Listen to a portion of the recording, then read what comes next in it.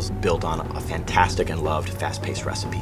It's got the fantastic multiplayer gameplay that our fans expect, a rich new universe, a solo campaign, and a phenomenally exciting new mechanic in the game called Build and Battle, a system that allows players to build structures dynamically on the fly and make the battlefield play the way they want to play at that time.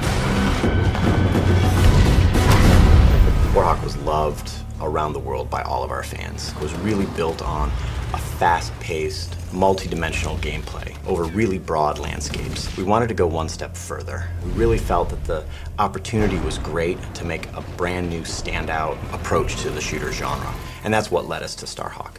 In Starhawk, the universe is in the future, in the distant reaches of the galaxy, a place we call the Frontier, a set of human colonies that have been built up over a number of years, really kind of fueled by what we call the Rush, kind of our gold rush analog for rift energy. As these rifters, which is our short term for rift miners, were mining rift energy, they found that it was incredibly potent. But exposure to rift energy causes them to become infected. The rift energy permeates their body, their mind, their skeleton, and they end up becoming enraged, hell-bent to protect the rifts from the rifters. And that's one of the factions in our game, the Outcast. And they form these roaming war bands that go from corner to corner in the Frontier, all the distant colonies.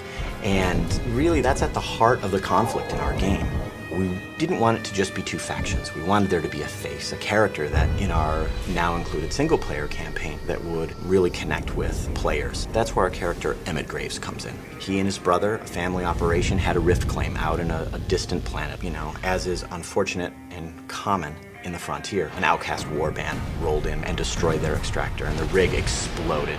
As what happens with exposure to rift energy, both brothers were directly exposed. Now, of course, their gearman, Sidney Cutter, who was up in the dropship above, saw all of this happen. Yeah, this is what happens when those mangy creatures take over. It's a shame, I tell you.